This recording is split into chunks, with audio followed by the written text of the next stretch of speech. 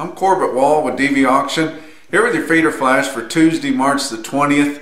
And on these 8-weight steer cattle, what's happened to the 140s?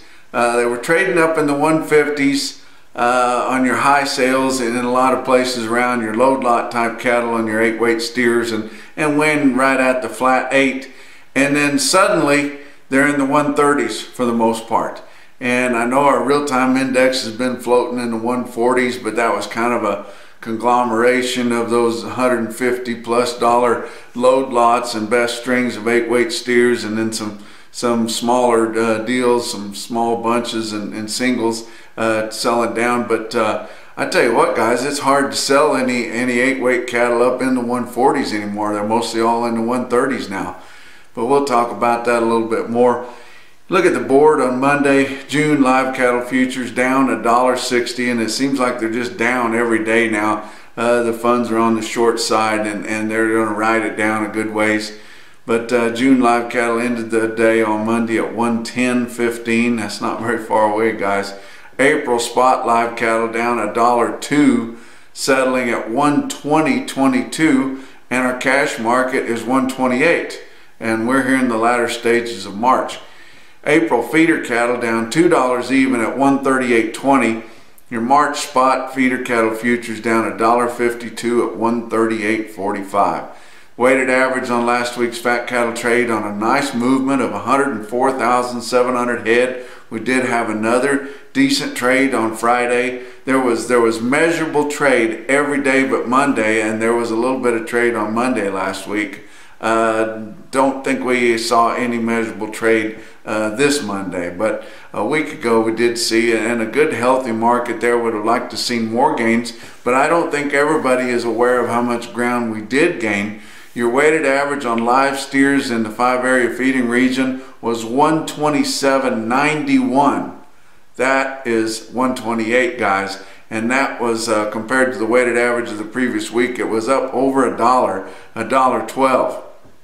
Your dressed weighted average on steers, 205.47. That was up $1.59 compared to the weighted average of the previous week. So we did gain some ground on the fat cattle trade last week. It took most of the week to get the full benefit of it, as your high sales were at the end of the week. But now we've started out with a board down on Monday and everybody down in the doldrums. All of a sudden nobody wants to buy any feeder cattle, and we're kind of in a bearish deal right now. I appreciate on the weekly summary and on the Monday report, a lot of people saw and commented on the fake meat story that I talked about with the alternative proteins, how we need to get on there and stop them. And one thing I did want to mention, you remember several years ago, and I won't quote the moniker that they put on it, but when somebody from the media or some whistleblower or somebody come in there and made a big deal out of these packing plants taking the trimmings that they trim off these carcasses and trying to get some of that lean meat out of that fat. So they were putting them in a big centrifuge and spinning that fat out of them and keeping back some lean trimmings from that fat. And oh, they made such a big deal out of it and said it was gross and everything, when it was really what the housewife thinks she wants. It was 99% ground beef.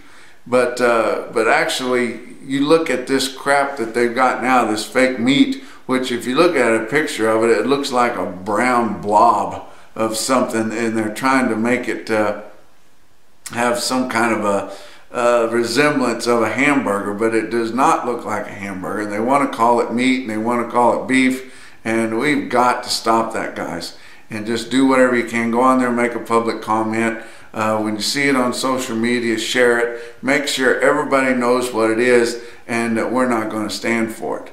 But you look at your feeder market on Monday and it was terrible. Your real-time index on Beef Market Central was down another 45 cents from the end of last week at 141.92 now. And I tell you what, I'm not sure if it's because of the 7-day moving average that we've still got it over $1.40, because there just wasn't that many 8-weight steers bringing $1.40. Most of them were down in the lower part of the 30s, and many of these 9-weight steer cattle, and I mean good ones, are selling less than what the fat cattle market is. They're down in the lower 120s. So, you know, it's just in the feeder cattle market on the cash side, it always seems like everybody wants them or nobody wants them, and all of a sudden nobody wants them. In Oklahoma City at the National Stockyards there, they had 7,000 head. The feeder cattle sold $3 to $6 lower, and stocker cattle and calves both $4 to $10 lower. Now, I'm not saying they had strings of shrunk out, thin, hard wintered cattle that were really going to do it all on the grass. They probably didn't have a lot of strings of them to hold that market up. But on all those lightweight grazing size cattle, $4 to $10 lower. Everybody's done buying their grass cattle, guys. And whenever you start buying those things January 1 or maybe in late December in some cases, by the time you get to when the grass should be coming up, you're done. Even though a lot of places haven't had enough moisture or warm nights and sunshine to get that grass to green up. But this market is tough. Joplin had 6,700 on Monday, $3 to $8 lower on most all classes, with a few exceptions even lower than that. And you think that's only in your big high volume markets on the main line. Get up in the northern plains, Russell, Iowa has a good sale and routinely posts some of the highest prices that we see all week anywhere. They had a good sale, 3,200 head. The market there, $4 to $10 lower. And it's just tough. I tell you what, there's very little vacancy in these feedlots right now. The number of empty pens is very short. Nobody really needs any cattle to put on feed, and the way that the industry has been working on this board, they have hedged a lot of cattle against it.